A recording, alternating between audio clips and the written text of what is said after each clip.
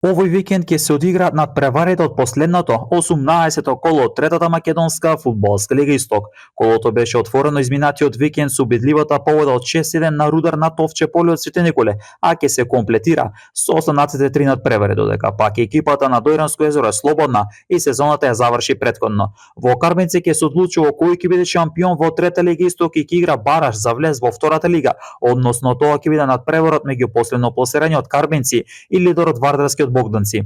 За Вардарски опција е само победа, а само победа е опција и за Карбинци кој се бори за опстанок.